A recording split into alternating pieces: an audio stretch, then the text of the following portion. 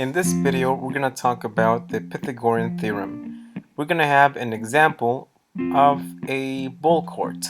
Let's suppose that you know that the width and the length of this basketball court are 50 feet and 94 feet. And let's say that we want to know what's the distance from one corner to the other.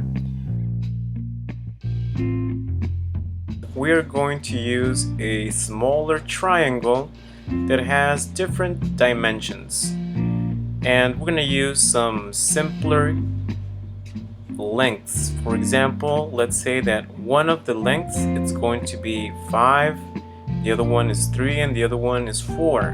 Now we're going to do something else. We're going to put a square on one of the sides, and we are going to calculate the area of that square. And then we are going to see that the area is going to be 25 because this is a square. The length of the square is 5, so its area is going to be 25. We are going to do the same thing for each of the sides. One of the sides is 4 and the other one is 3.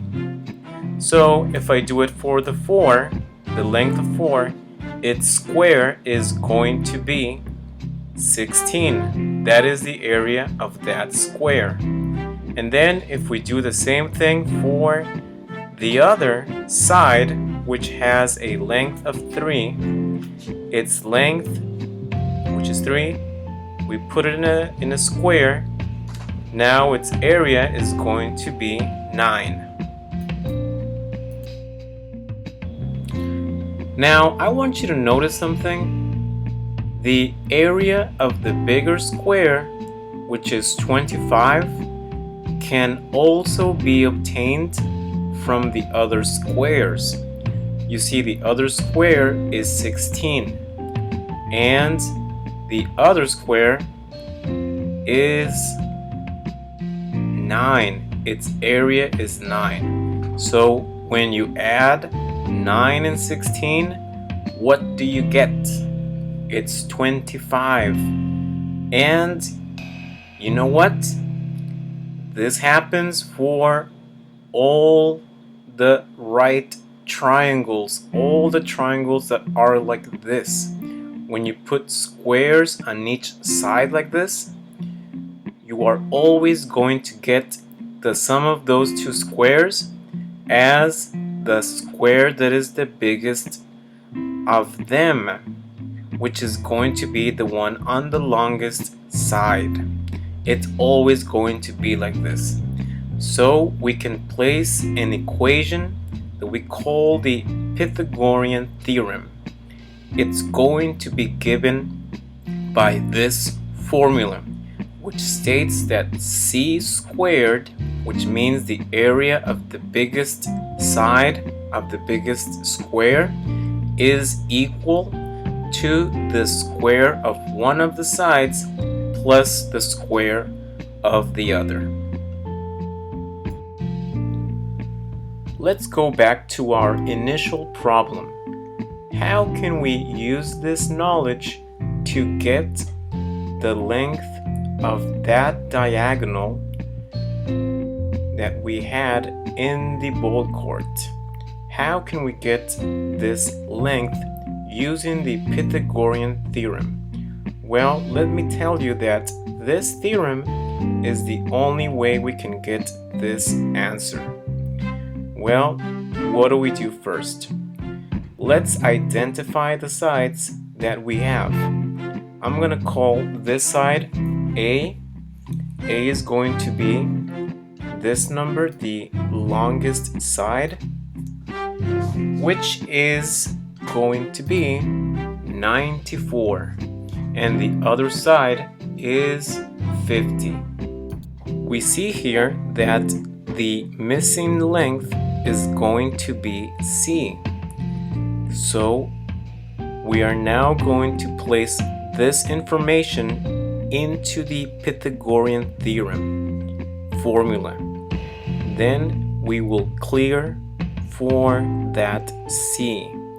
And as you can see, all you have to do is just get the squares of each of the sides, add them, and then, of course, to clear that c squared, you gotta use the square root.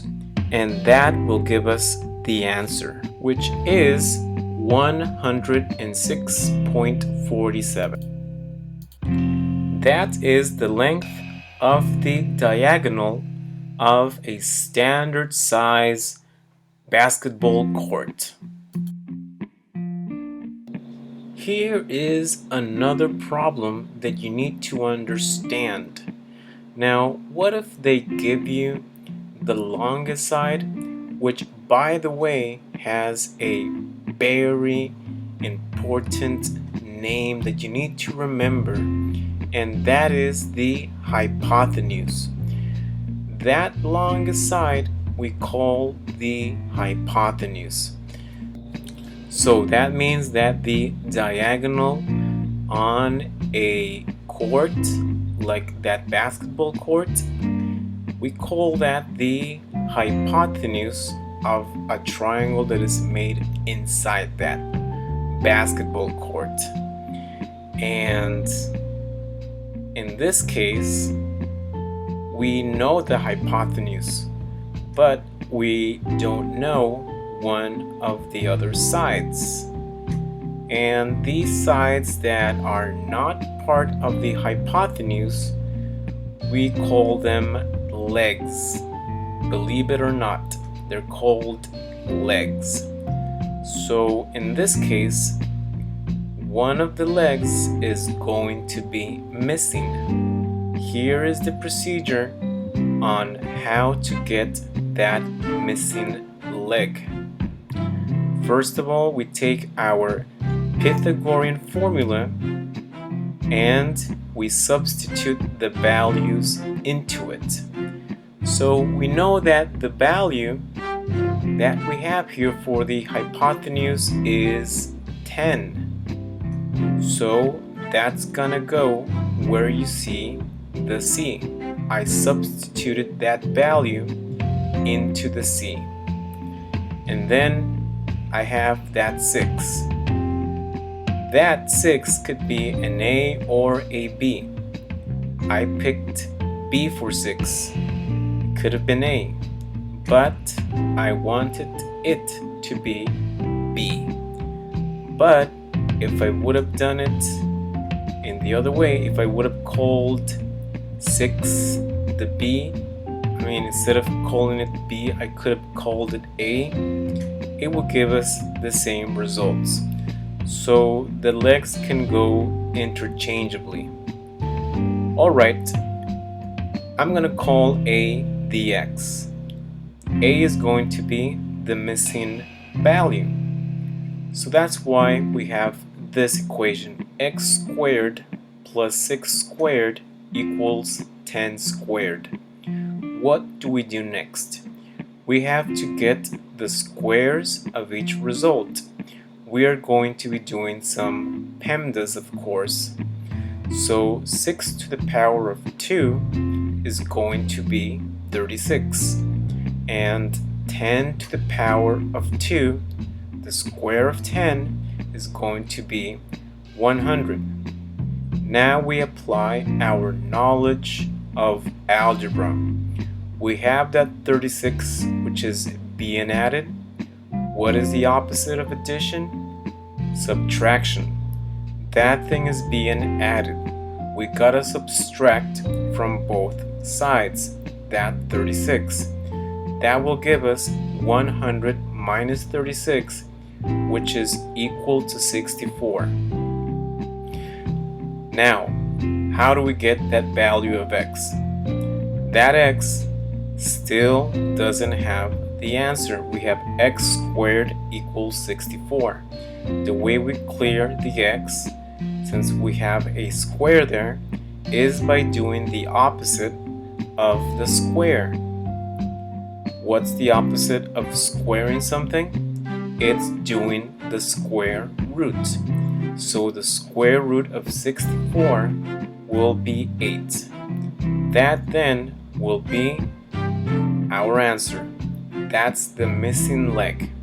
So just to have in mind, when you are looking for the hypotenuse, which is the longest side, you need to add, get the squares. Well, of course, first you get the squares, and then you add, and then you do the square root. And such as in this case, when you are looking for the leg, instead of doing addition, now you gotta do subtraction. I don't know if you've noticed that. So that's going to be the key difference when you have these two type of problems.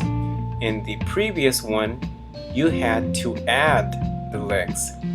On this problem, you have to subtract the hypotenuse squared minus the square of the known leg. That is it. That's the procedure. Those are the two variants, and you need to study that. That is it for this session. Have a great day.